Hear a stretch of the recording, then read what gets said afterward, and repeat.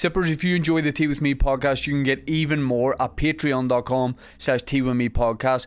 Bonus episodes, early access to tickets, and live specials like the Roast of Willie T, Who Wants to Be a Millionaire, Bake Off, SSE Arena shows, all there at Patreon. I can see how commentators wouldn't be able to feel their legs. Yeah, that's a long time. It's a long day, but they're at the golf. start of the long day. Yeah. So if they go, we've been here for 14 hours, I can't feel my legs. It would be a weird thing to say to people at home, but you can't feel your legs now, and get up and move. And they never say get up and move around. You know. Do you think? I also don't like. If we started rolling like a minute ago, if that's okay, but I don't like. I presumed, yeah. I know the trick. Okay. I've seen a bit of it. I feel like any bit that feels conversational, you're already in. Like it's grand. A hello wouldn't hurt.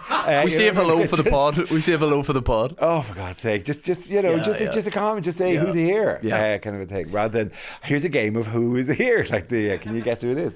Anyway, sorry. Well, I don't like the commentators in golf whisper. I don't think they need to be doing that. I think they're far enough away. They are. It's not that no golfer's turned around and looked at the camera and gone, fucking hell, man. I'm trying to do a thing here. They don't need to do that. They don't need to do that. It's like snooker as well. Yeah. You're in a different room watching it on a screen. You're not there. So it is. Yeah. Dara Ó Briain is my guest. Oh, what a delight. It's a pleasure to be here. And I've saved it.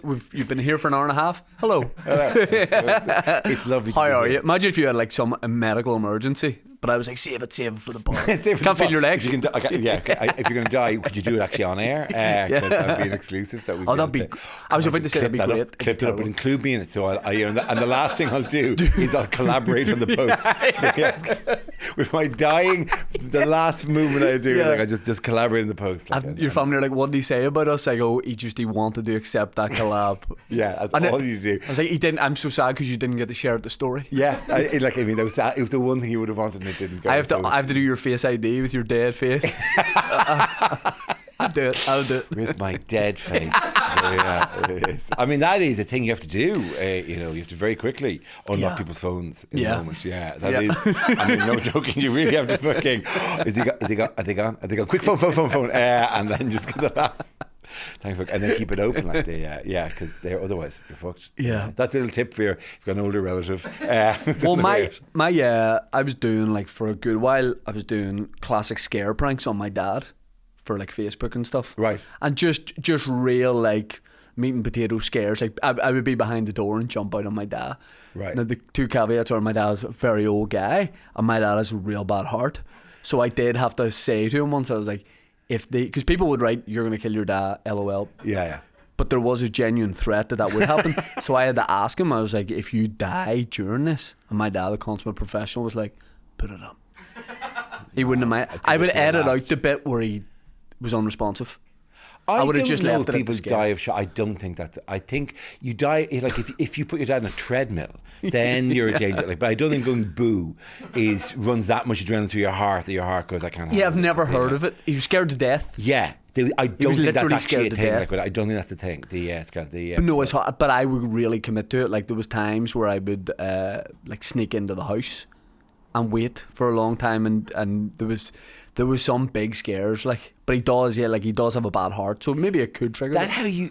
Please tell me that's how you started, that you've tried on a number of different coats, and that there's a brief period where you were throwing cards at a thing across the room, going, fucking hell, when this is going to pay off at some stage, the card's going to land in the egg. I would do a lot, during the World Cup once, at a game where he would stand up top end of the garden, I would try and hit him on the back of the head with a football, and we got to the quarter-finals, and I took him out. Wow. But there was so much, people were so angry at my dad. He'd walk down to the shops in Hollywood here and people would be like, I really hope he hits you. I really hope one of these hit you. Sippers, this episode of Tea With Me podcast is sponsored by none other than That Prize Guy. I'm not talking about any prize competition page. I'm talking about Ireland's largest.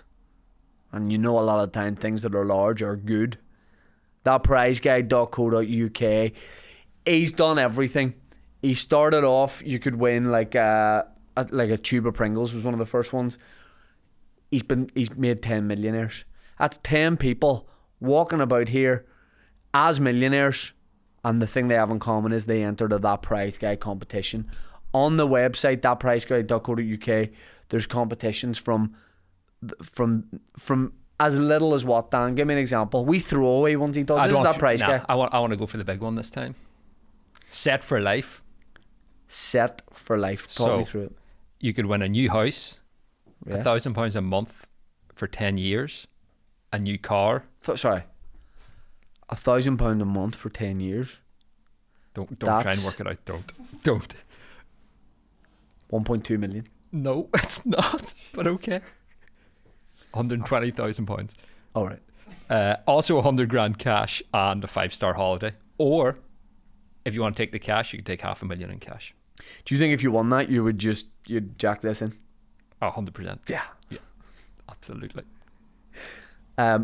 Prize to be in with a chance to be set for life. I'm sure you're paying £700 for a ticket. Currently, it's $2.99 a ticket. So even if I hand prize guy 3 £1 coins, I'm getting change. You're getting a penny back. That is insane. Thatprizeguy.co.uk. Sipper, I also need you to point you the way. I can never say that. I also need to point you in the way of our Patreon. Patreon.com/tea with me. By the way, and just for a second, shut the fuck up. See people who talk about these reads being too long. These ad reads used to be about 13 minutes. They're all about a minute and a half each now. So shut the fuck up. Patreon.com/tea with me podcast. All our specials are on there. Ad-free episodes on a Tuesday. Fuck up Fosday. Yeah, big ad-free dickhead. He loves the ad-free. He absolutely loves the ad-free. So there's bonus Patreon.com/tea with me podcast. There we go. And then there was the Jeopardy because we didn't want to stage it. We didn't want to fake it. Of course not. But yeah, I really caught him on the back of the head with a good one. And then he went down to kind of feed into the joke, but then another part of me did think that is like a little bit of a boost for the ego if you can like David Beckham kill your dad, with a how far away were you? 20 feet.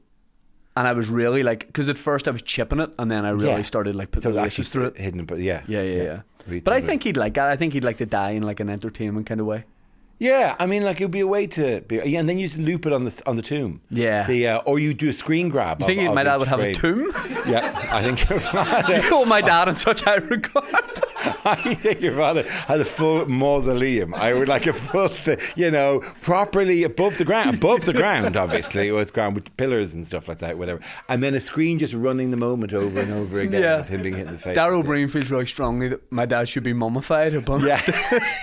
I'll run a GoFundMe just to get him properly commemorated. He would love that. Yeah, no, and he'd deserve it as well. To be honest, and he wouldn't like. I don't think there's a load of stuff he'd want in there with him. Cause I'm not saying it's to bring his riches to the afterlife. We're not going full, Egyptian on this, whatever. I'm more New Orleans, that kind of like, that kind of like that famous graveyard that's in that film. Where they're all above ground. Now, would you like me to? I don't know what that film is. Would you prefer I said that I didn't know what it is, or because what I'm doing is nodding along like I might know what it is? I know you are, but I can't remember it either. And I think it's Easy Rider, but I can't remember exactly which one it is. But the people, they walk through a graveyard, and it's all mausoleum. It's all like sitting tombstones rather than in the ground. Yes. Or the ideal way to bury him would be in my dad. This is your father, who's still with us, by the way. It's grand. And when does this go out? A couple of weeks, so it could be 50-50. Yeah, would be in permafrost. Like in somewhere like Svalbard, some of these places on the Arctic Circle, you bring him there, you bury him there in the permafrost, and slowly over time the ice moves him up, and he gets pushed out of the ground. Until eventually there's genuine bodies re-emerging from the frost, because the frost pushes the things that are out. Well, that's going to be fucking terrifying 100 years. Oh, but what a video for can you imagine you made a time lapse. If I can get a time lapse. For him to have played the trick on you that 100 years there, that he, after you saying, I committed so much, I sat in the house for a while to jump out and go boo. He commits his body to permafrost, and then over a century, slowly the body re-emerges. And he scares a polar bear. Yeah, and then you go boo, and then that'd be amazing. My dad's like 5'3", so it wouldn't take that long. No, it wouldn't be. Probably take 5 years for him to come out. Okay, yeah. Of the ice. Yeah, I don't know. I mean, I think he'd like that. He would enjoy some sort of like theatrics. Yeah, I mean, he deserves that. Like, I'm not saying permafrost. What? Do you know people that have done this? No, but I know that I've been in Svalbard because we did a gig there there. Put that onto your list of gigs I've got to try to get to do. Svalbard is an island 4 hours north of Norway, which is owned half Norwegian, half Russian. It is in darkness for 4 months of the year, and then in permanent, like in 24-hour sun for another 4 months of the year. So we were there during the darkness part, which I thought would be amazing because I'm a night person. I thought this will be fantastic. It'll be like just being out all the time. Yeah. And it was just exhausting. Yeah, it was really unpleasant, and we really couldn't wait to get out of there. And what's the gate? It is an art centre, and they have gigs, and so they put on shows. I mean, I feel like that's one where, like, if people don't come and see it, that the level of disrespect, because there's nothing else happening. No, there's really. So if people are like, I can't make it, you're like, what else are you doing? I'm staring at the glacier. I've put that into my diary for next Friday. And the audience chat, by the way, they all know each other because only 4,000 people live there, right. So they all know each other really, really well. And said, "Who are you? What do you do?" And they all go, "That'll be Barry. He's the postman." You got to bring a gun for polar bears. It's that offer place. As like a piece. And if they have a worse gun, then they're really insulted. And then communication with the polar bear kingdom break down, like whatever. No, to shoot the polar bears. Yes. And then you got to scare them. You flare and a gun. So if you go outside the town, it's on you. The signs in the road saying, make sure you got your flare and your gun. You got to just take that shot. Yeah, absolutely. Yeah, and you better fucking get that shot. Is the flare the first response to try and scare them away, and then if that doesn't work, shoot? I would shoot first, flare later. I would go with myself. And I know you've always said that. Yeah, one thing I know about generally my rule for life. First time we met at Kilkenny Festival a couple of years ago, you said that to me. I whispered that, didn't I? Just you going on stage, you're going, what kind of room is this? And I said, shoot first, flare later. And you'd know, it was difficult to put into context. You weren't sure what I was talking about. But now you know, and now you know. Yes. Now you know. I know now. But like for a long time. And I thought you did very well. Because you had the look of someone who's both confused and being entertaining at the same time in Kilkenny, because you're trying to work out what it was. But maybe the flare, if you shoot the flare at the polar bear, do they go on fire? And then the polar bear is screaming, and it's on a flaming polar bear. Yeah, that would be amazing. I think. And for the shoot, are you just going for the chest? Because it's cocky to try and take a headshot. Oh my God, a headshot. But it'd be worth it if you hit it. A baller move. Oh, if you knock the cranium off a polar bear, right? Yeah, just calmly, you would expect it to come up like in your own head. Yes. Headshot. To appear like whatever, and plus 50 XP. And it would disappear like in your own head. Yeah. You go, oh, yeah, that'd be a legend. What, you'd be a nightmare at dinner parties after that, because you would always have that. Yeah. No matter what people were bragging about or whatever. Yeah. Shot the head off. It's like this. Have you ever met an astronaut? Have you ever met it? Don't act like this weird thing. I've met loads of astronauts. They're out and they walk amongst. How many astronauts would you say you've met? I've met about half a dozen astronauts. That's a mental amount of astronauts to have met. One is a lot.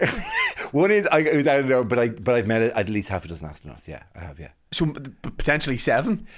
Possibly, yeah, possibly. When did you meet your first astronaut? I met my first astronaut about 10, 15 years ago. And I've met them at steady rates. To be fair, you did work for NASA for 20 years. Yeah. Like who's gone? I was the guy putting them into. I was fitting them into the stuff. So it's kind of part of the gig. Like no, I've known them, but the astronauts, all their anecdotes are better than any anecdote you have, because they're the same anecdote but in space. So genuinely, we had somebody ring into a thing we did on BBC Space. I was talking about the Northern Lights, and she said, "Oh, we're saying, look, where did you see it?" And she said, "Oh, I went on a cruise in Norway. It was amazing. And we saw it, and it was a real bucket list thing." And I had an astronaut beside me, Chris Hadfield, the Canadian guy with the moustache.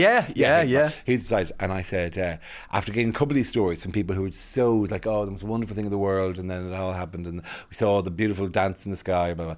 And I said to Chris, like an idiot, I said, "Chris, have you seen the Northern Lights?" And he goes, "Yes, I have." I said, "And where were you?"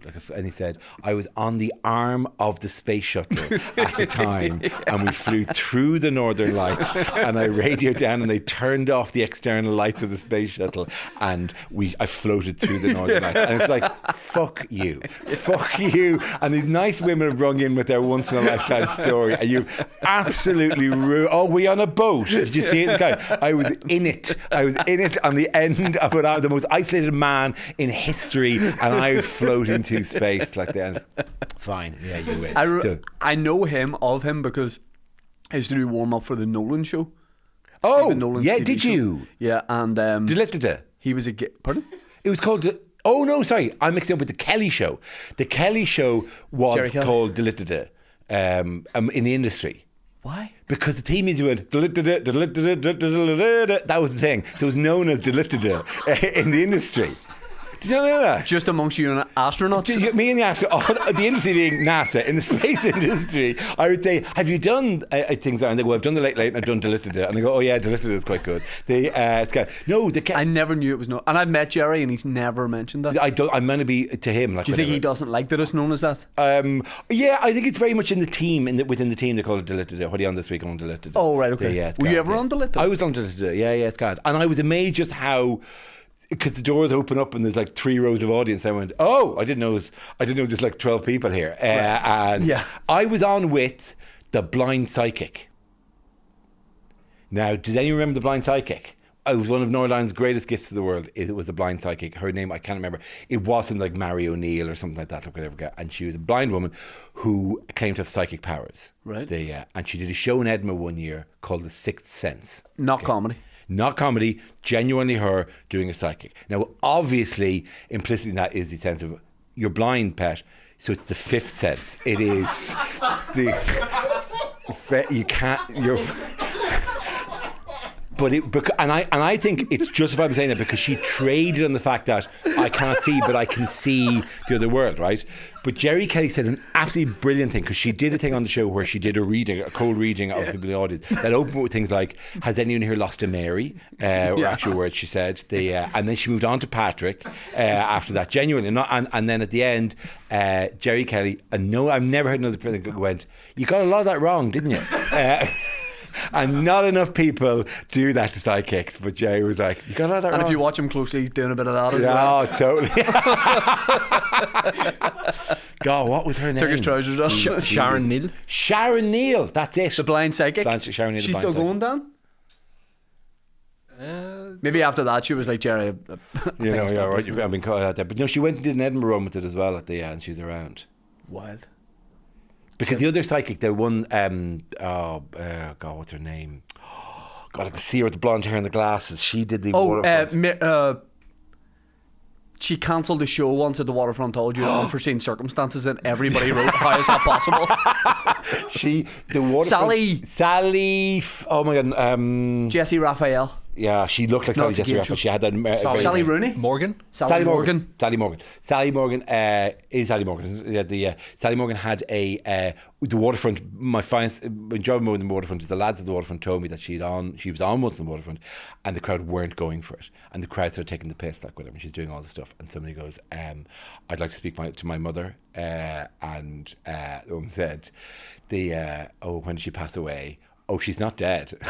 And so they kept just going, because who to my dad? Is he dead? Nope. And they kept doing this. And I said, and somebody said, yes, I have lost my father. And said, okay, well, I'm going to try to find him. And then the woman in the audience went, oh no, I found him again. And they kept just doing this to her for the night. Like this. So, yeah. So the Nolan show. Sorry, the Nolan show. You serious politics show. Yeah. And for no reason at all, there was stand-up warm-up. You do 15 minutes of jokes to people that did not want it. But once Chris Hadfield was a guest in studio in person, and there was a debate about that's your first. That's your first. Well, I wouldn't even say I met him. I would say he was there, but I didn't get to meet Chris Hadfield. Okay. But he's there, and a very serious, obviously, debate show. They're talking about the Troubles. They're talking about horrific things that have happened and punishment beatings and stuff like that. And they would always kind of run out of time, so they would just about squeeze the guest in. So Nolan's doing all this. There's people on stage, people crying, people talking about like how they've suffered so badly because of the Troubles. And Nolan literally just stopped the guy mid-sentence talking about like getting his leg blown off. And Nolan's like, Chris, what's space like? And Chris Hadfield had like 3 minutes to be like, yeah, it's great. And Nolan's like, and were you looking, when you're up there, are you looking down and everything? He's like, yeah. It must be mad. And I presume he wants him to go, please put all this in perspective and tell us what it's like. Because make our problem seem small and unimportant because you've seen the bigger view. There was no transition. Yeah. Who was the second astronaut you met? God, one of the 12. Who's like, I've met 3 of who've walked on the moon. The Buzz Aldrin I've met as well. Yeah. How did you? What was the context? It was a TV show about space that I used to host for the BBC. This is why this is easy. See at the start, that makes way more sense. Yeah, the show where I interviewed astronauts. Were you struggling with thinking that I just kept bumping into astronauts like around? And I'd go, oh my God, is that Charlie Duke of Apollo 17? Imagine bumping into you here in Londis. What are you? You wait for an astronaut to come along. I continue this a fluke run of form that I've had in the last one. I can constantly bump into you guys, like whatever. Sippers, this episode of the Tea With Me podcast is sponsored by our big mates at DELI Lights. Now, you might have seen, unless you've been living in a rock, if you live anywhere on this island, you might have seen DELI Lights products. You might have gone into a centre or a super value and seen this brand everywhere, DELI Lights, and you're probably saying, that's an American brand. It's a big multinational brand. Let me tell you right now, this brand was born and bred, and this brand, born and bred, is a tongue twister, and I'll probably never do it again, in Warren Point, County Down. That's where this operation started, and now they're everywhere. If you're beside a refrigeration machine, or a fridge as people call it, in any deli locally here, you'll see some DELI Lights products. And I'm not talking about just your humble sandwich, because they go for it. I'm talking about the likes of, look at that there, taco chicken goujon wrap. I'm talking about salt and chili chicken goujon wrap. Jesus. And that feels meaty. You know what I mean? Like, that feels meaty. A lot of other places will fire and you'll dig for a goujon. Look at that there. Look at that there. You've got the fiery turkey bagel. Do you know what? You love that. That's the workman loves that. Right through to the widower. A widow. Yes. Everybody loves that, and they're even in Tesco's. That's a local company all over, taking over the deli game. If you go to delilights.com, they've got a competition there. If you sign up to their newsletter, you can win one of these 50 limited edition Tea With Me DELI Lights mugs. Right? You go into work. Nobody goes into work anymore apart from us. But if you go into the office, you hit them with that. You say, what do you think about that, Glenn? You know? And when you be raging you don't have one of these. They have a fun tea game on there as well to see what way people like their tea. You can double your chances of winning by going to DELI Lights Ireland on Instagram, which is DELI Lights IRL on Instagram for an extra entry. And you can win a year's membership to Patreon. Now that's a prize money can't buy. It can, but it's a great price. DELI Lights, go and check it out. Unbelievable. No, it hosted a series of television shows about space. Then that makes so much more sense. It really does. Honestly, I presume that was it. Yeah, no. That's how I met. And do you think, in your experience with astronauts, and that's not something I get to say to people often, no.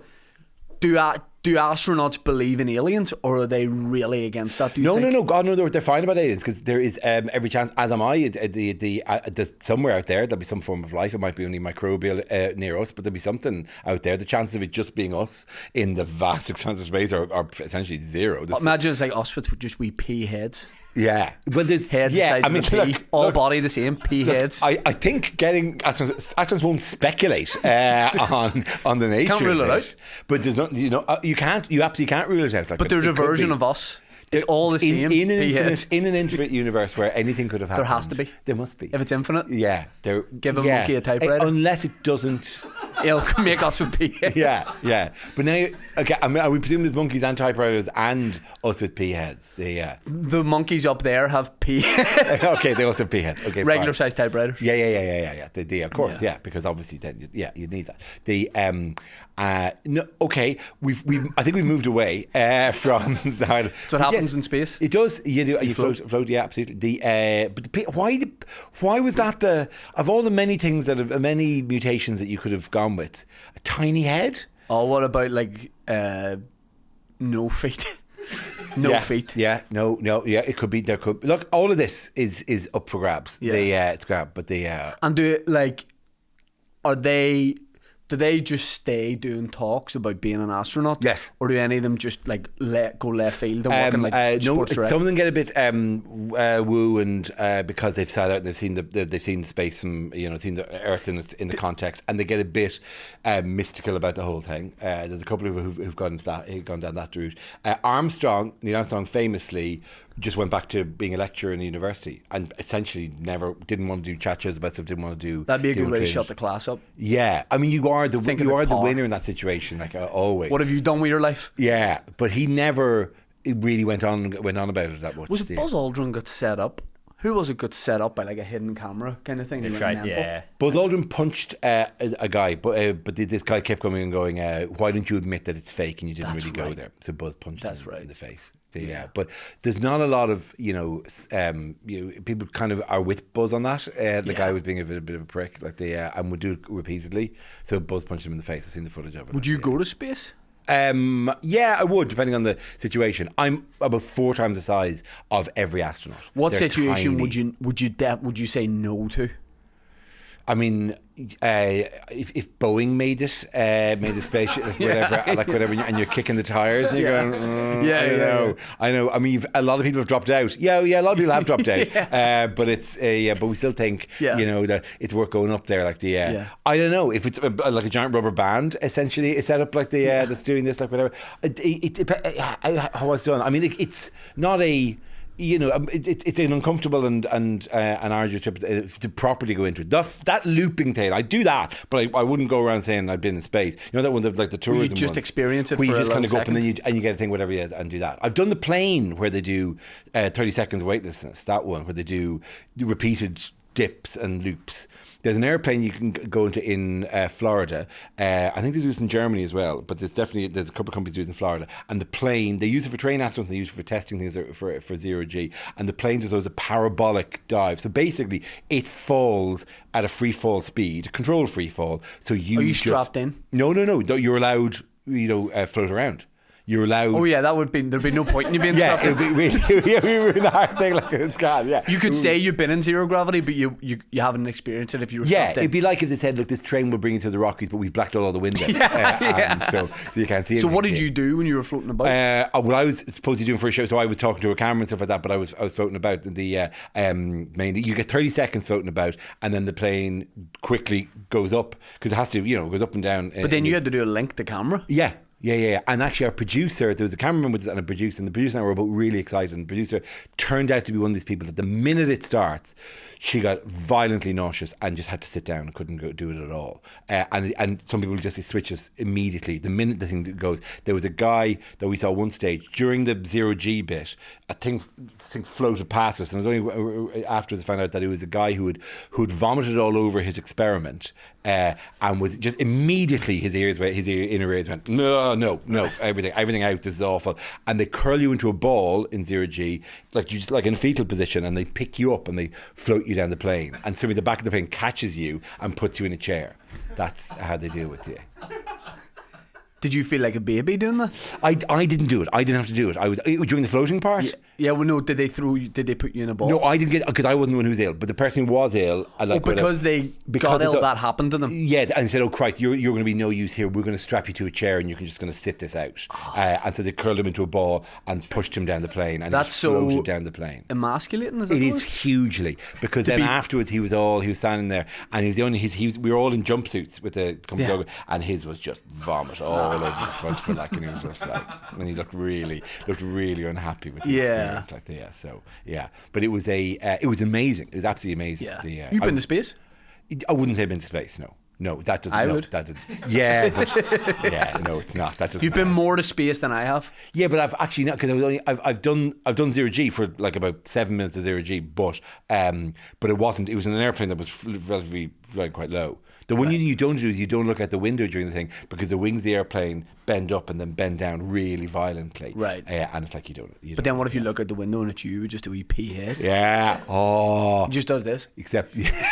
You You couldn't say it. Except, and I feel I should repeat this, you're not in space. They, but you're near it. You're at the edge of the Earth's atmosphere. No, you weren't even that high. You were no higher than a normal plane. You're just behaving in a weird way. It's like really want to distance myself from any claim that I've been in space.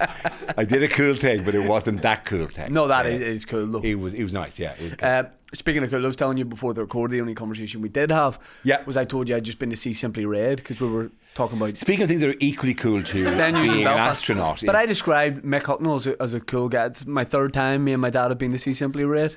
And that's so. I mean, I get one time. I get one time because somebody bought tickets, they couldn't find a home for them, and they said in the last minute at 7:30 they said, "Look, does anyone want to go?" And you go, "Ah, look, I've got nothing else on." That's the chain of events that would lead to me seeing Simply Red. And look, they even have. There's a buffet. There's a chance. There's a finger food thing as well. Yeah. So you could go just for that, like whatever. It's grand. There's a couple of there's 2 glasses of champagne thrown in with it. That sort of thing. Do you think it's crazier that I've seen Simply Red 3 times, or that you've met 6 astronauts? I get you weren't doing a television show about seeing Simply Red. So which would make more sense. But if anyone's going to do it now, a travel documentary in which you obsessively go and see Simply Red in various cultures, and you talk to people in various. I can see it like whatever it's grand, and here you are in Peru talking to people. What does Simply Red mean to you? Like whatever, and they're and they're playing on the panpipes. Simply Red on the panpipes. If you don't know me by now, in the panpipes, exactly. Mick could carry that off. Oh, he would. He's got great pipes himself. That's what you've always said. Like, right, so you'll admit that. Oh no, I know. Look, he's a fine singer, and there are songs there as I like, but like it's just to have gone 3 times feels. Do you think I've developed Stockholm syndrome with Mick Hucknall? No, but look, Mick Hucknall had some because Mick Hucknall famously slept with like 7,000 women or something. These numbers. Cool guy. I just told you he's a cool guy. Yeah. You're saying that's not cool? Oh no, I'm not saying that that's not cool. Although it's possibly veers into slightly. Cry for help element of that stage, like whatever. But it's a cry for we'd all like to we'd all like to be able to think we could do. Yes. We just didn't need to. Yeah. It's kind of, because I was in a stable relationship. Otherwise, I would have also slept with 7,000 women over the last 20 years, like whatever. And had orange dreadlocks. Yeah, exactly. Yeah, it's God. I mean, the thing I often say to my wife, it was you or 7,000 women. They're the jobs they had. What if you got to go up in space? What if like Richard Branson said, let's go for a month. For a month? But far away. It's far away. It'll take time to get there. But Mick Hucknall's going to be coming with us. Is that a situation where you wouldn't want that? That would be awkward. That would be in a confined space with Mick, just every morning. Just waiting outside the shower. That was me. It was me singing, holding my ears from behind a shower door while I'm waiting to go in. I'm waiting outside the bathroom, and Mick and just singing it to himself. That I think that would. But he's brilliant. Look. So I'm not. I shouldn't be down because then it's very easy to be, they're not cool about these things or everything. I just don't. I think 3 times feels like. I'll be honest. The tickets, it was 75 quid, and he was singing "Money's Too Tight to Mention." And right. Okay. I think the general consensus was it is now. Yeah. After 75 quid a ticket. 75 is a bit much, isn't it? See, you go and see like a big music act now. There used to be I feel like a standard concert price. Yeah. And now some tickets, some like 90 quid, 95 quid. I paid hundreds of pounds to see Madonna last year. And my wife was ill on the day. She goes, I don't know if I can make this. And I said, we'll go for a little bit of it. And then she will duck out just before the end. Yeah. And get before, You'd be doing that anyway, surely, no? I know. What? Do you stay to the end? I would say, of course I'd stay to the end. Why would I? What, you think, in every concert you go... What have you missed? What have you missed in Simply Red the 3 times that you've bailed on it before the end? I usually try and get the set list before, and then I'll see if there's a song maybe towards the end I could do without. I had to forego Fairground. Oh my gosh, that's the only good one they've got. That's like the upbeat one, like whatever. Yeah, that's all right. That one I'd listen to. Yep. But does he not do? Is Money Too Tight to Mention in the set? Is it then? God, yeah. He was doing a walk throughout the years, and then the only bad part of it was sad part was like he was doing a song and he'd be like this was he's taking you there, he goes it's 1992, and he's sort of he's taking us through a journey through time and space, really. space in between him starting music and then to now basically, but then he has a song and he'll be like, I wrote this song with whoever, and he's like, who's sadly no longer with us. And then the second song he goes, this was a song I wrote with some who's no longer with us, and then he acknowledged it. He was like, this kind of is the RIP section, and it was just him talking about dead guys that he'd written songs with. That was the downside of it, but then I think he kicked in with like If You Don't Know Me By Now or something, you know, to like get people going again. Wow. Okay. Yeah. How much did you pay for a Madonna ticket? Hundreds of pounds. I think it was. But you stayed to the end. I get out before. No. I would have stayed to the end, but my wife was ill, and we thought, look, we'll get out, we'll leave, and get onto the tube. This is in the O2. Get onto the tube, but Madonna doesn't come on stage Madonna's supposed to come on stage at 8, or whatever. Madonna comes on stage an hour and a half later. Do you think people, because this is such a common thing with like big music stars, what time are they actually going to show up at? Yeah. Do you think that is like a power move that they do to get people talking about their concerts? I don't know why you do it. And from somebody who is on stage, but I'm on stage bang on 8 o'clock, like whatever.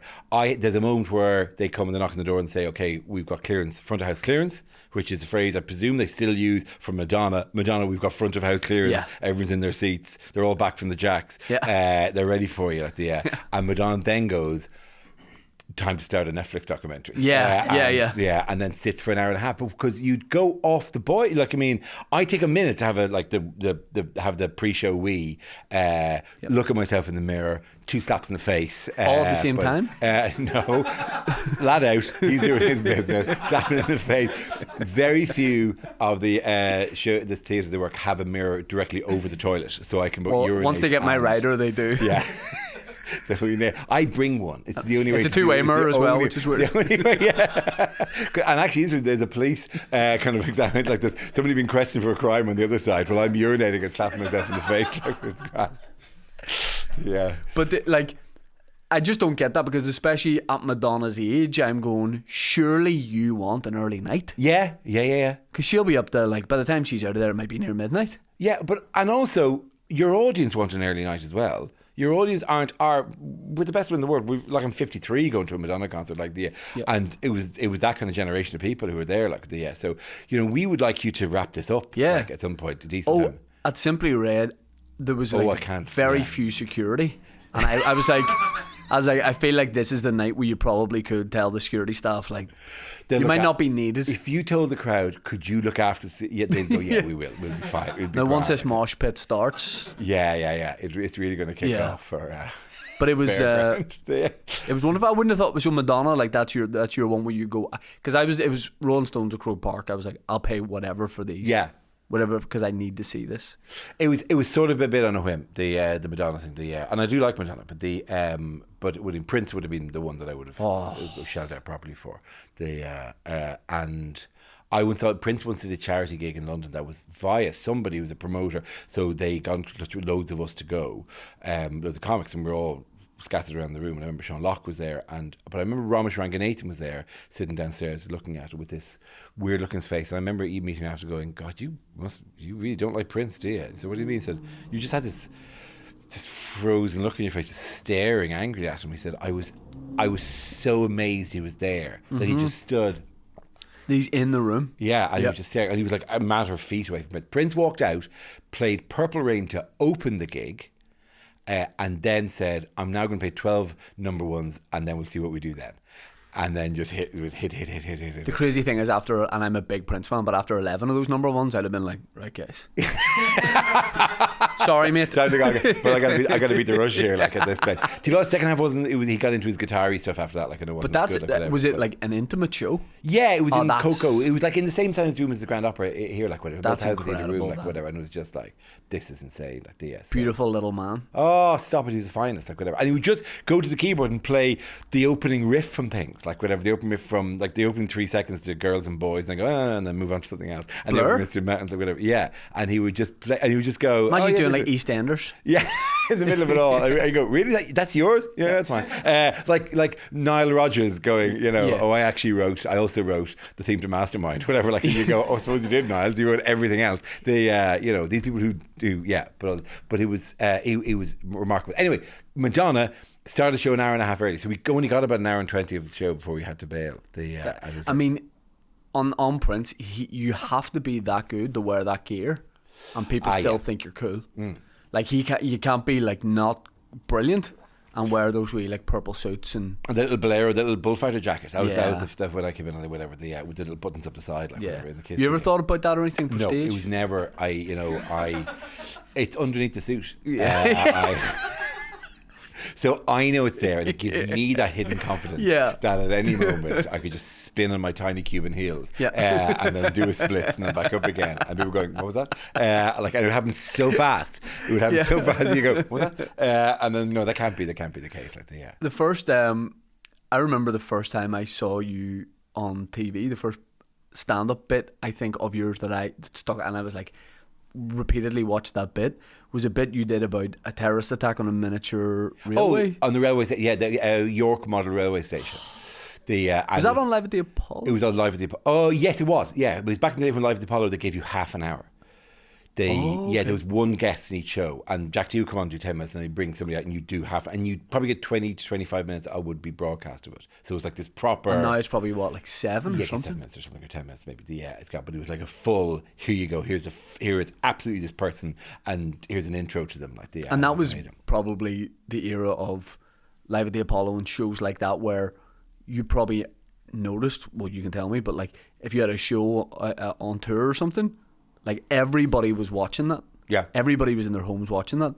So I'd say you almost like instantly saw like a bump in sales for a thing you were doing or whatever. It was like and a thing that doesn't exist now, because now is some war of attrition where you have to post stuff 40 million times to get any kind of traction with the public. You went on Parkinson or you did Live at the Apollo, and there was like, here you are, we are now introducing to you the new faces that you're going to be, and there people go, oh okay, and if you got a line that landed on one of those, then you're fine, you're done. Because it was that, and I think I started watching the panel in maybe the last year or two of the panel. That, like, with hindsight, feels like almost like a podcast, the panel. Yeah, it was, I suppose. Yeah, absolutely. It was, except we got paid for it.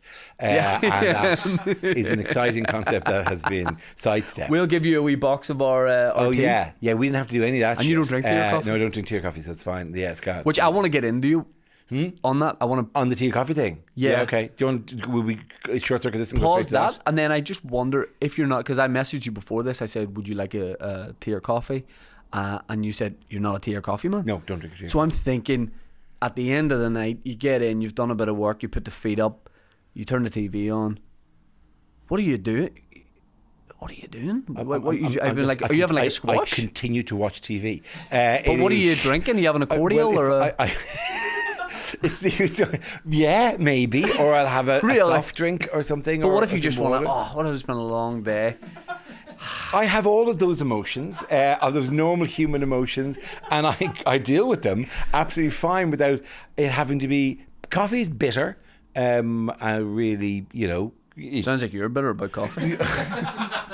I'm okay with it being, but you can't deny that there's a kind of an acrid tang to coffee. That there's a kind of a there's something there.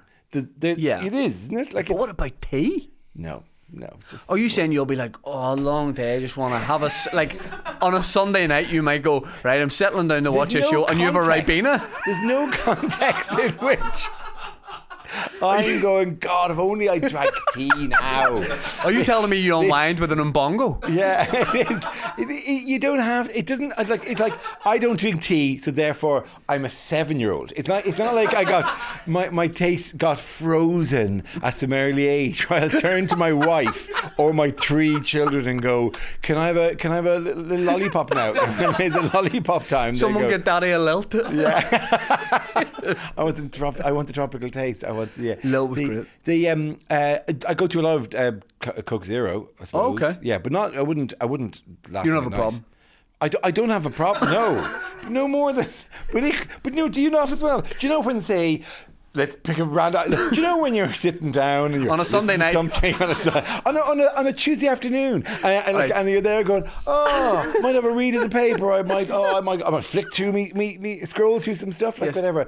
Oh, and then your hand doesn't have a nice cold can in it. What's going on there? You'll never see me. But does your hand on a Sunday night with a can? Does your hand feel really hot? Does it not feel unnaturally hot not to have a cold can in it? Like it's grand, and you can't do this with the. You can't rub it across your forehead and cool fool yourself? Does that like, how do you live? How does anyone survive without that? Like whatever. Do you know when you're not feeling the fizziness, the bubbles just in your mouth and into your nose? I put my teeth through a soda stream.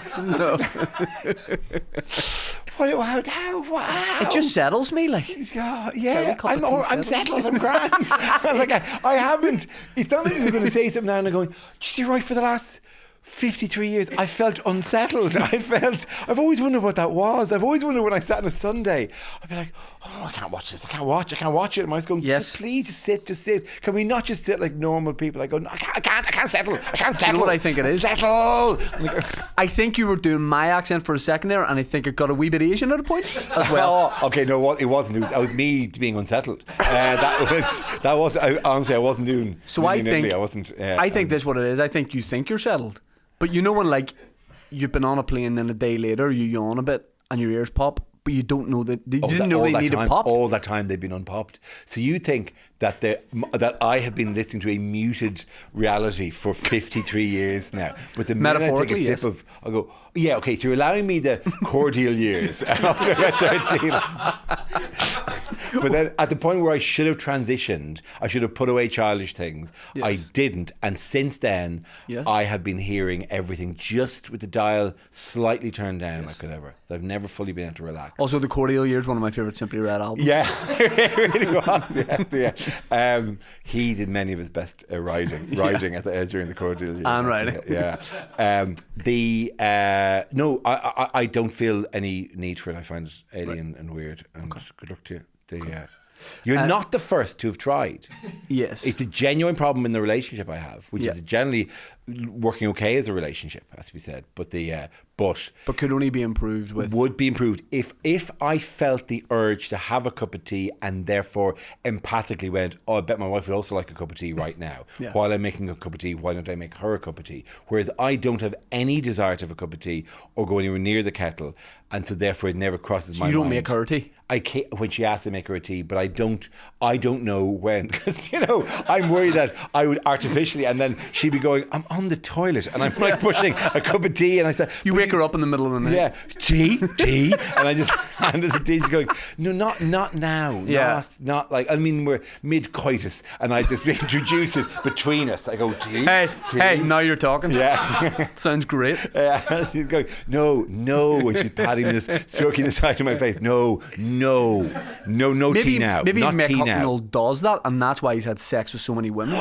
Because halfway through he'll offer you a cup. Could you imagine though if you went to bed with Mick Hucknall? Yes. And then okay, but there's more to it than that. Like, I mean, obviously take that moment, take and enjoy the reverie. But could you imagine if you had the night before, and people say, look, how was it? And you go, he didn't give me a cup of tea, and it goes, oh, did he not? Oh no, that's maybe a bad sign if he didn't. Maybe just some women midway through he paused and went, you're a cup of tea girl, and here, have a cup of tea for yourself.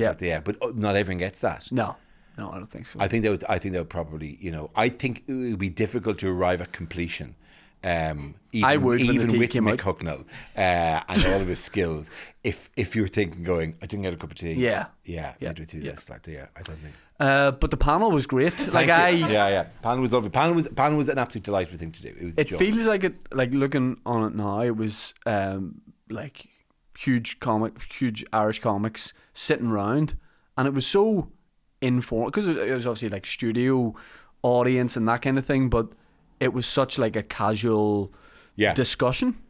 And you hosted it, but you're part of it as well. It's not like people were being interviewed. And even when guests came on, I only got maybe the last year or two of it when I started watching it, but it just felt so like relaxed. And I wondered like why that stopped and why that something like that hasn't come back on TV. It's interesting why it didn't. They went through a few years of it not quite.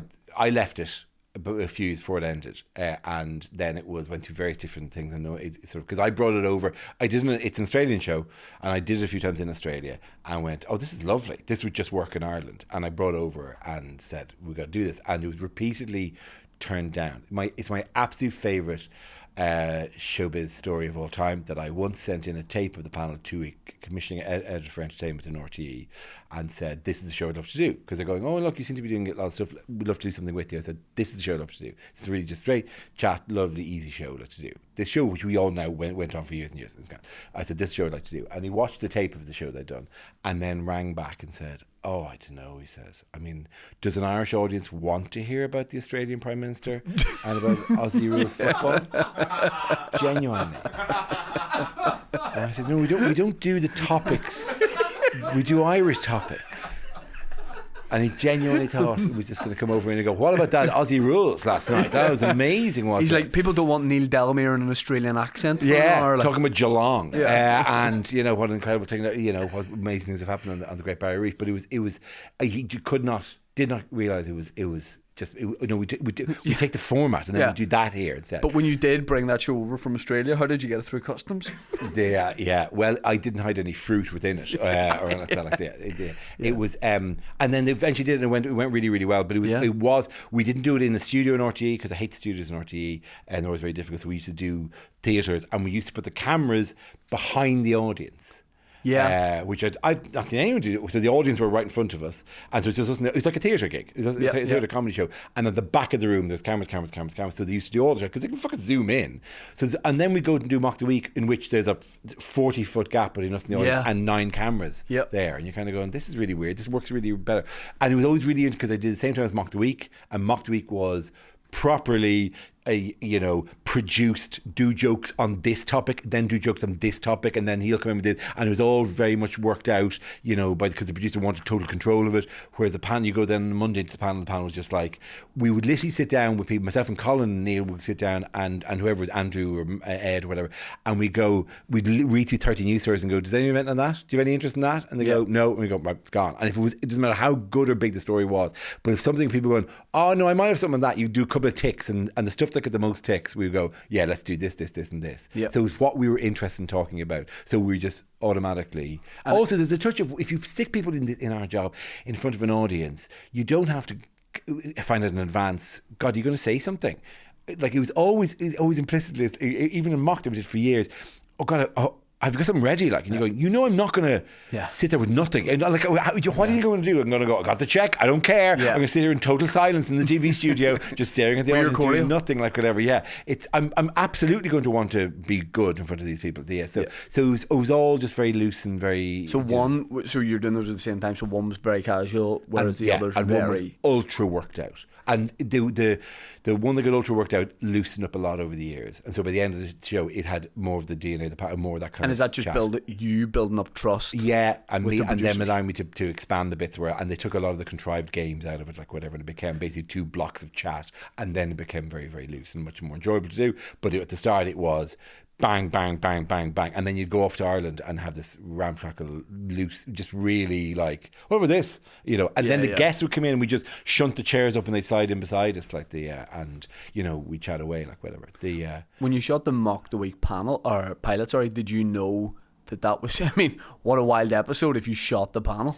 Yeah. Oh wow. They're all in polar bear suits. Yeah, and just as a kind of like, I'm finished with this show now, so I shoot Colin and Neil, and then start the BBC show. Like, you weren't required to be that brutal about it. Like you're allowed to be like whatever. I mean, but they said, would you be willing to do? How much do you want this gig? Yeah, said, I would be willing to shoot. I want you to renounce your previous life. Yeah, it's grand. Like whatever. And I want you to, and like a McCarthy trial of 1950s communism America.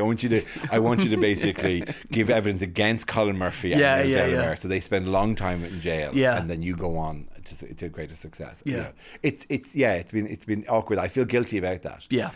But they were forced into exile through the blame game, which is essentially which I, by the way, called the panel for years. And I'm sure they loved that. They love it. They were really, really appreciate of the work that they were doing. So that was like their house arrest almost. Yeah, it was grand. So you can do this. They're exiled there, and they were like, did you, when you shot the first Mock the Week, did you know then? Did you go, this is going to be great? Could you have seen it? I knew Frankie was very good, and that he's going to impress. I thought there was so many rounds, and it was all very awkward. And weirdly, it was and then the first series, actually, we were going to do our last one, and it was the day of the bomb, the 7/7 bomb in London. And so we had to cancel it and do a compilation instead. So the whole thing was very weird and rocky, and I don't know why it settled in. But there was a point where I had to do very little on the show, and it used to really irritate me, because I was like, I'm not even. And then the guys go, and I do these off the cuff things, and I go, there, you can put that in the show. He said, no, we'll put that in the compilation. It'll be a fun thing in the compilation. I go, no, I'd like to actually be in the show, doing something or whatever, because I'm, that's really irritating. And it was all just a little bit contrived. I genuinely, there's one year where while they're doing the round of stuff that they're doing and I'm just pressing a buzzer, I had a piece of paper and I wrote out the next 4 years of work to see, would I have enough, if I left this show, would I have enough work coming in? I went, I got The Apprentice for a while, and then the tour, and then the next thing. And it was like 4 years later, I said, well, I'm not touring that year. And so that could be awkward, like whatever. And I weighed up pros and cons of quitting Mock the Week at one stage, and then went, didn't get to that amount and went, let's continue with the show. And then I was, what the hell, just do it. Like, it's only 11 days of the year. Like, so we just carried on doing it. And then 17 years later, we were still doing it. Like, and did that spin off into like the way the panel came from being an Australian show? Did Mock the Week go all over the world as well? No, actually. I don't think anyone actually. I don't think there's another version of it. I think it was. Yeah, in fact, I don't know whether is there an 8. I think I once saw a 9 out of 10 cats in Sweden, but again, they weren't picked up in the same way. I don't even know if Would I Lie to You has been done that often elsewhere. No, some don't have. I mean, lots of people are doing Taskmaster. But some formats and panel shows seem to be very UK. So do you still see a lot of clips from Mock the Week now? Yeah, bits of it. Not as much as it used to be, but it was actually when I got cancelled, it had a nice sense of people who actually liked the show saying I liked the show, because we normally just got grief from people. Because I remember the huge call for it. Like, people were outraged. Well, there's a touch of it was a touch of there was a it was a show that showed new talent, which is important. I don't know why for that reason alone, but also it was political. It was commenting and things. I don't think that's why it got pulled. I don't think it's a Jimmy Kimmel type situation that it got pulled because we were saying things that were dangerous. I think it was a more worrying problem that just they have less money to make shows, and nothing has replaced it because they don't want. That's not where the money's going now, and so the BBC just isn't making panel shows or new ones anyway. But every so often there's a bit where it gets stuck in stasis, and certainly before Mock the Week happened, there had been no new panel shows for about 10 years, and it just been, they think it's all over, and Have I Got News, and what's the other one? Buzzcocks. And that was it for about 15 years, and it was the same faces on all of those. And then Angus Deaton got into trouble.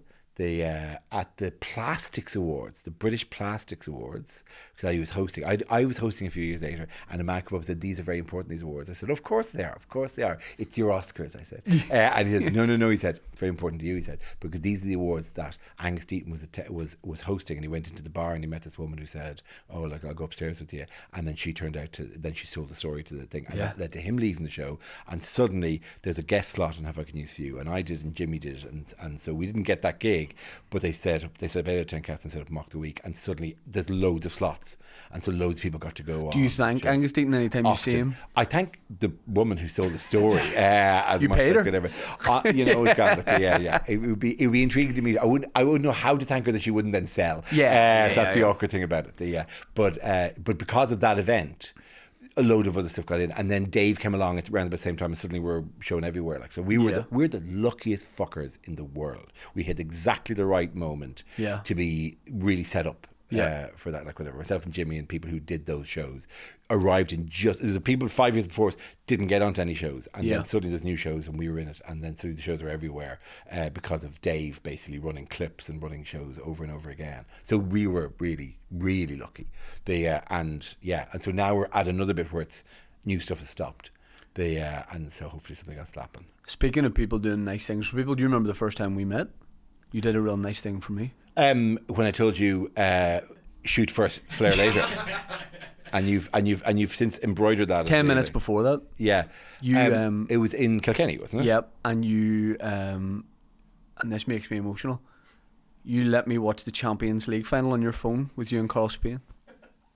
The beautiful moment, wasn't it? I think you saw I was kind of like backstage at the gig, and I was kind of lurking a bit, and you said, "Hey, pull up a chair." Do you know what you with me, like whatever. And I remember putting my arm around you. You did. You and Carl, I was in the middle of you guys. And then I think you got me to hold the phone for the whole game. That seemed fair. That seems like nothing is free. You said I need someone to hold the phone. So I got to hold it. My hand is now tired and I'll do a bad gig. Can you hold the phone? That's right. Hey, new guy, I said. Come over here, like whatever. And that's fingers for holding the phone. Look at those. Yeah. You probably saw those when you went up to space that time.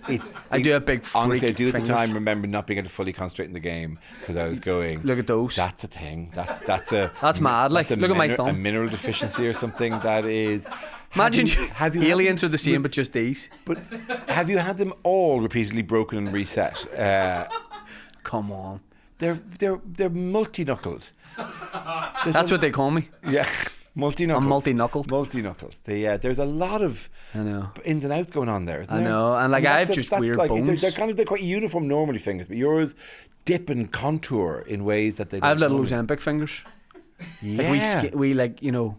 Oh wow, they really have. They've really centered it, and all of it's strange, isn't it? Have you been?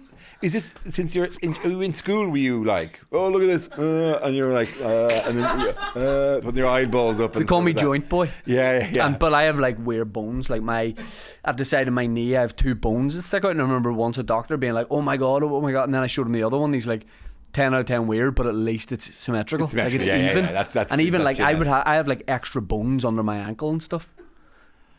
Is it like an exciting mutation? Like, is it a superpower? I haven't worked out an advantage I can get out of it. Yeah. There's no extra thing. Like I can't run particularly fast.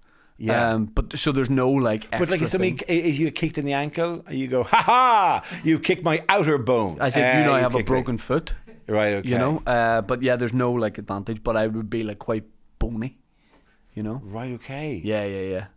Right. It's a bit. Yeah. I think that's why if you are the next evolutionary leap, which is what we'd like Let's not to rule be. that out. Yeah. Imagine if I am. That's so shit for mankind. I feel. If I'm the next leap, that's it. Oh my god.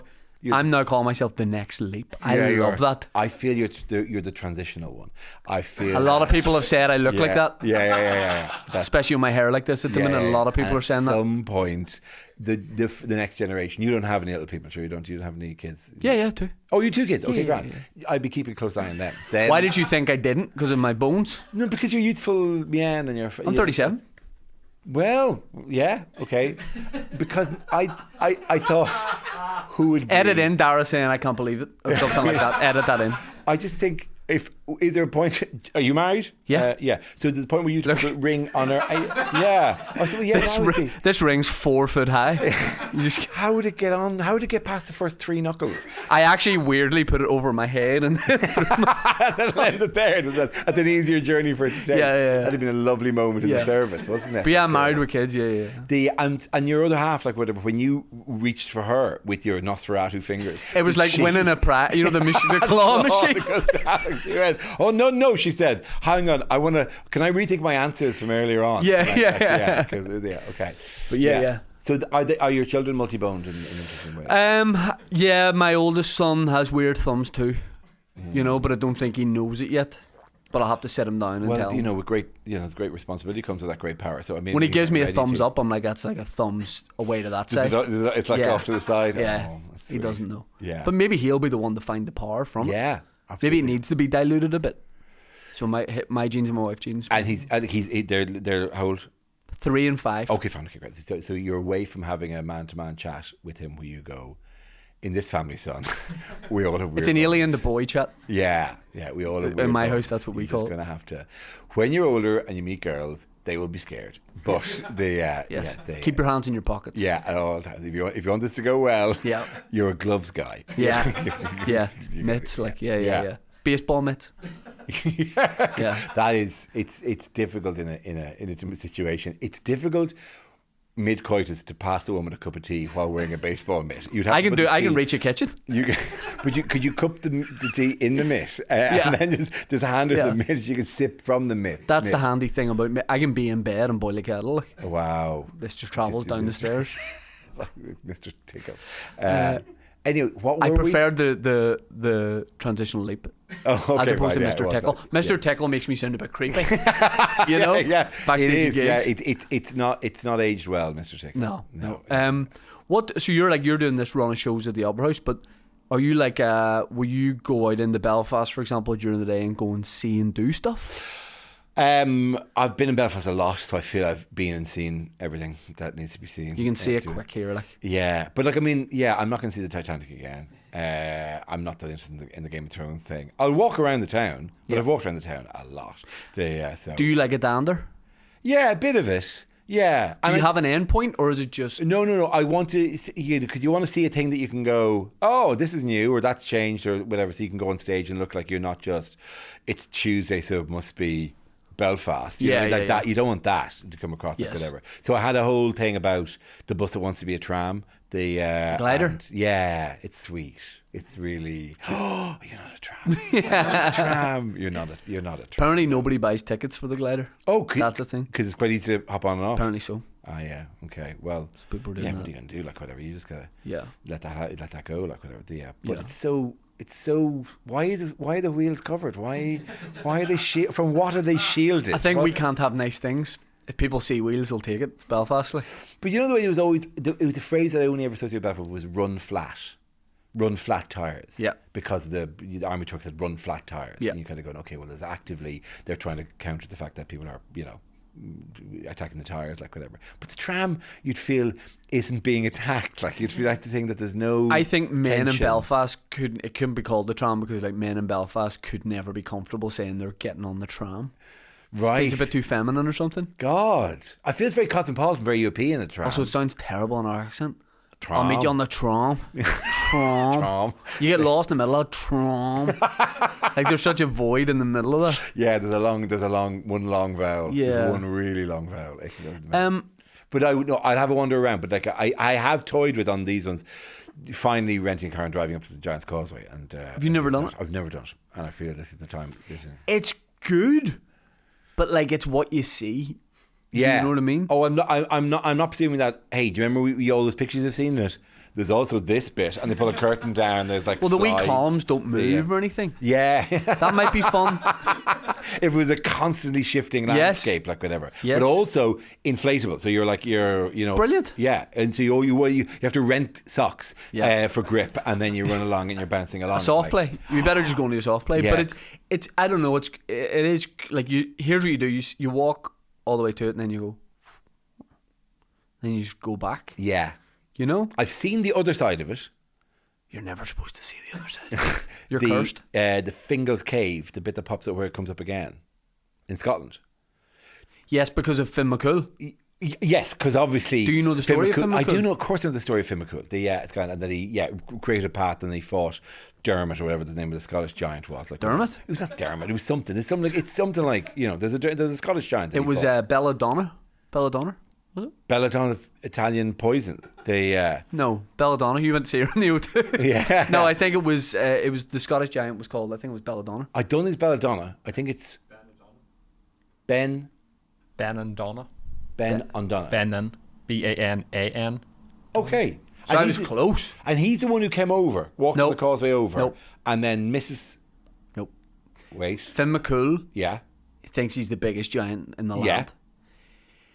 He hears about this other giant, so he basically goes, fucking go and sort him out. Yeah. So he goes over to Scotland. Yep. And he's looking around, you can't see this guy anywhere. And then all of a sudden he's like, goes over to this big thing and he's like, what's this? It's Ben and Donna asleep under a tree, but his head's that big. Right. The Finn MacCool's like, oh shit. So Finn MacCool shits himself, runs back to the causeway. But I think he like disturbs Ben and Donna or something, or like he shouts something, shouts something at him or whatever, calls him a slur. And then Finn MacCool says to his wife, he's like, oh fuck, he's coming over to look for me. Okay, this bit I know is, and he pretends to be a baby. His wife goes, she has the idea. Oh, smart. Power behind the throne. She goes, get into this cot and pretend you're a baby. So and then Ben and Donna like opens the door of this house and he's like, where is he? And she goes, he's out hunting at the minute, but this is our son. And then the Scottish giant goes, well, if that's the son, how big's the dad gonna be? Yeah. I mean, it's clever. So but also it's just so then he runs back to Scotland. A man in a bonnet, like he had a big dummy in, like. Yeah. I mean, it is. Do you think he was into it? Like he had all the gear already? She was like, "Why do you have this?" What? You already have a nappy? Yeah. It's kind of like he's breastfeeding. She's like, "No, he's okay." Stop it. But then when the Scottish giant was running away, then MacCool picks up a rock, I think, and he throws it at him to be like, "You watch it," and that rock is now something symbolic. Rathlin Island, maybe, or Mulkin Towers. Okay, fine. Okay, great. No, because the seam of I don't know the last bit. The volcanic seam that created comes up twice. It comes up in at the Giant's Causeway, and it comes up again at Fingal's Cave in Scotland. So there's a cave which is on the exact same hexagonal blocks. So I've walked across hexagonal blocks of basalt, and I feel it would be exactly the same with the Giant's Causeway.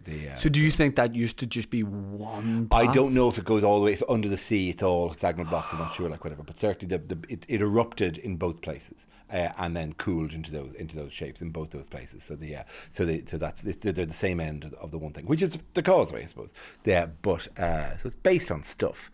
But I'm just... I've always said that. Yeah, that's... that's and the Carrigree rope bridge, you can do that up there too. Oh, is that up there as well? Is that there as well? Okay, great. Is it really scary? I'm not good with heights. I'm fine with heights, so I didn't mind okay, it. well then it wouldn't be scary. I'll do a bit of this. Whoa. Oh, You'd God. Oh, man. Yeah, No, that's prick behaviour. People tell me there's... That is absolutely great. I say, you're going to die, Oh, tell your mother I saved you.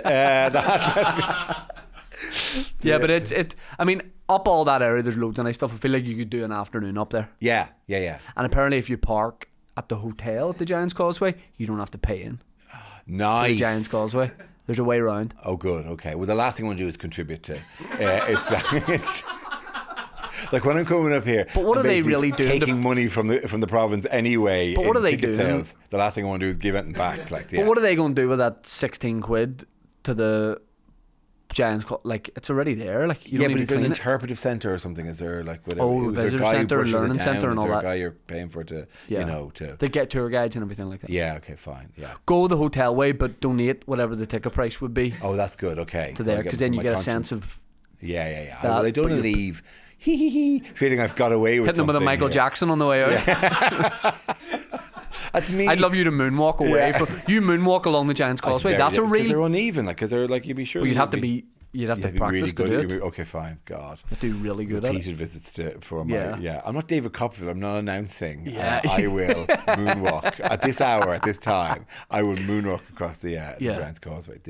I might do that. But this is all along as to do I wander around Belfast? Do I do anything when I'm here? Like whatever. Yeah. Or you sit and you watch. As a final question, have you ever snuck your way into something cool? Like an event or anything? You ever blag like? Yeah, and I've blagged because I've gone, hey, can I get in? But not like, I'm trying to think the last thing that looks interesting, I just walked straight over to it. Because I have done that. Fuck, what was the thing I did? I remember being in a, no, it's not a particularly dramatic story, but there's a nice building in Brighton, which is it's like the Brighton Theatre is right next to the Pavilion, which is a very fancy building, and I remember walking past the security mural because I just wanted to see it. Kept walking past, and I kept going, and there was some event on. The guy was supposed to go, "Are you attending the Flugsteiger event or something like that?" Or whatever, and I just went. I went. And I was able to walk straight to like whatever, and that's grand. But usually you'll find somebody who goes, "Oh, hello, do you want me to show you around?" Yes. Kind of thing. Somebody give you. I did a corporate last night, but I come from football training. Yeah. So I asked, could I use the spa facilities just for a shower in the hotel, and they said yes. That's very good. There is a gig in it's Cumbria, I think, and it's in a gym next to a pool. And I said, "Is the pool still open?" He said, No, it's actually shut. And said, "Well, could I?" The guy said, "Yeah." So just by yourself, on my own, in the full, and the bleachers and everything. And then I was. Just is there a need for shorts in that environment? If you know other people aren't going to come, there. That was the argument I made. But there is. That's why there was no one else there. It is, we've like 24-hour CCTV. So like the bit where you performatively went off and then jumped in like in a scissors formation just to get the full whoosh. It's got right on the date. And then you say, then if they try and arrest you, you say, I've been to outer space. Yeah, you don't know, man. I know astronauts. And I'm in the water going, you can't prove anything. Like as long as I stay in here, you've got no evidence. And they held up my trunks. They go, they could be anyone's trunks. They could be anyone's trunks. And will you do lengths or do you just play? When you're on your own, it's in a really rectangular. It's very difficult. I won't do the wee, but I'll sometimes pretend like. Oh, shouldn't have started this. I get bored swimming lengths, right? So sometimes I'll just swim slowly and I try and be quiet swimming because I pretend that I've been like hired to like assassinate the leader, like a dictator or something. Wow. And I'm going through water to do it.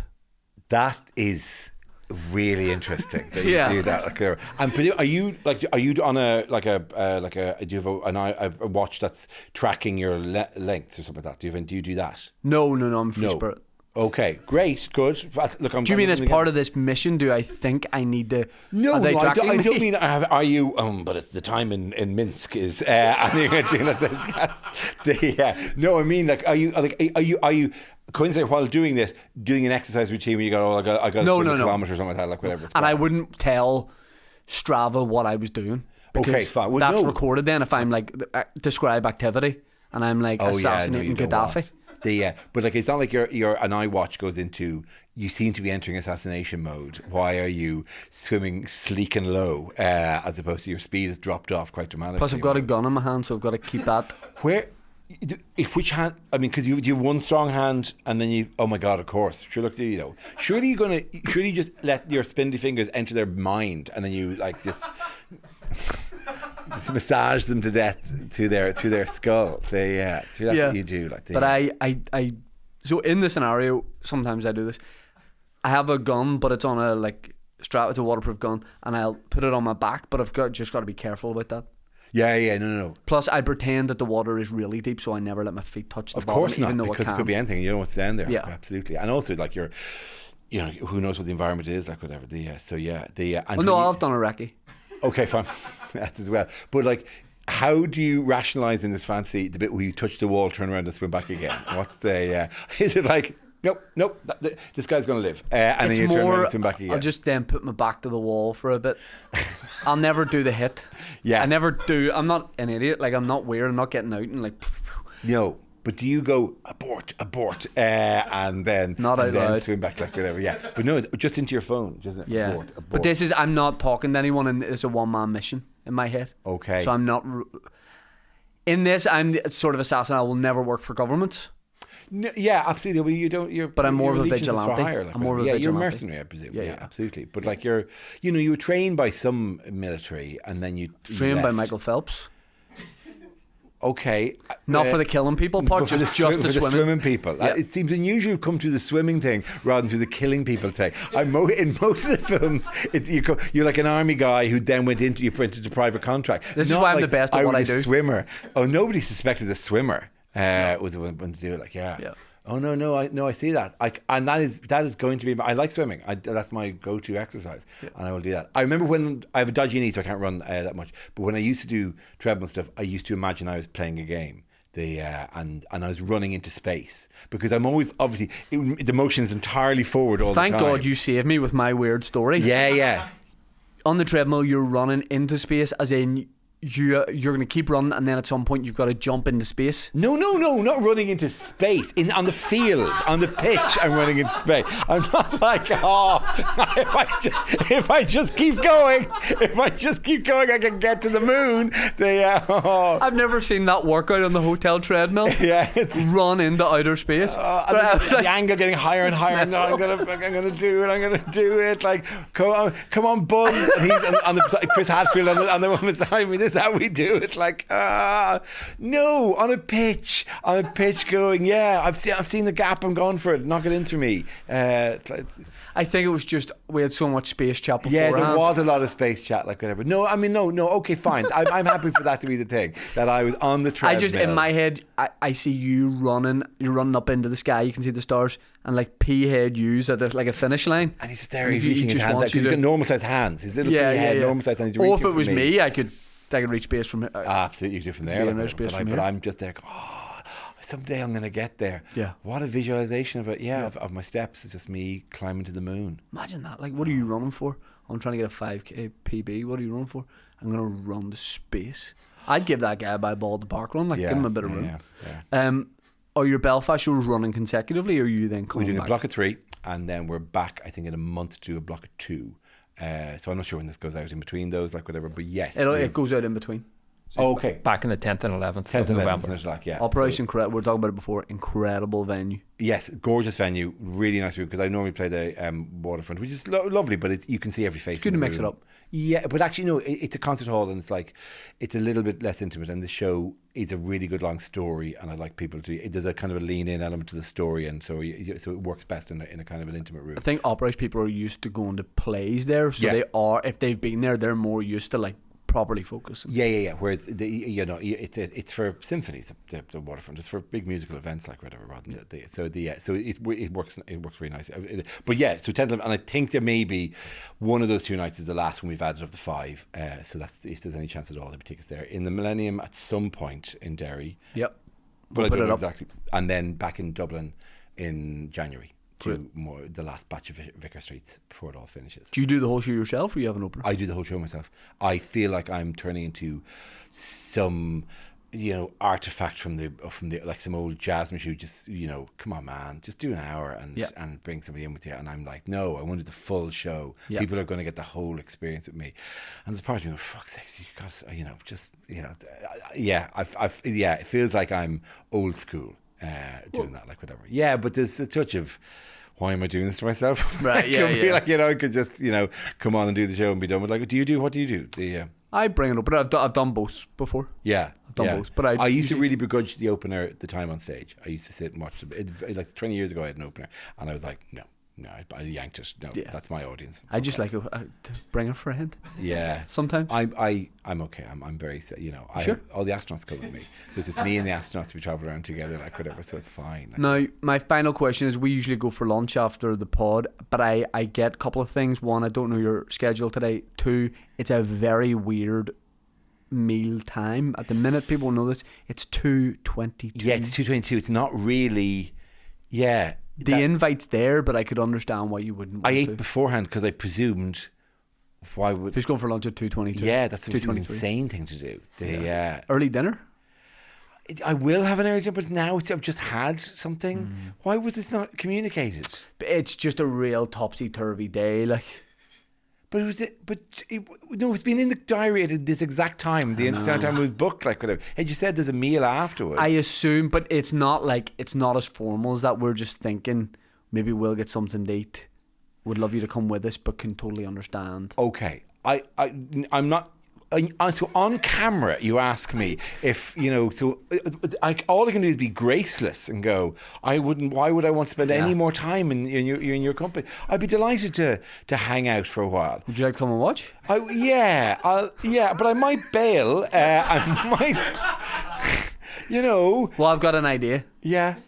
When you're back for your next block of shows, why don't we go for a lunch at a lunchtime? An actual time at which people normally eat lunch. Yeah. I mean, instead I had lunch at like 11:30 or 11:45 because it'd been collected. Yeah, it was. I had a brunchy type thing because I'd been collected at 12:15 to do this, and thought, I'm not going to eat again. I got a show tonight, like whatever. And the energy levels. And instead now I'm turning down a heartfelt invite. Yeah. I feel really bad. I feel like you shouldn't. I've come across. I think we're the weird ones for eating at this time. Yeah, it's like I mean, is it your dinner now? Are you having and then you have? It's my lunch, but I have a show tonight, so I'll be having a late dinner anyway. Oh, do you do dinner after you? I prefer to have something beforehand. Well, I prefer it before too, but not if I'm having lunch at this time. The fuck! You've made such a mess of this. You know, you've made a hames of this. But I look forward to our next lunch. I would happily do another lunch with you at lunchtime. A lunch. Yeah. A lunch at lunch. Yeah. At 1 So back like p.m. This is like a crazy suggestion. Just lunch. A 1 p.m. lunch. A 1 p.m. lunch. Perfect. Let's do that. Or a 12. I know. Okay. Go 1. 1. Let's go for 1. Let's do that. Great. Fantastic. Great. 1 o'clock lunch. Yeah. Not today. No tea for me, thanks. No tea. No tea. Thank you so much for coming on. A pleasure. I really, really appreciate it because you could have done anything else today. But thank you so much for coming on there. A delight. Thank you very much. Thank you.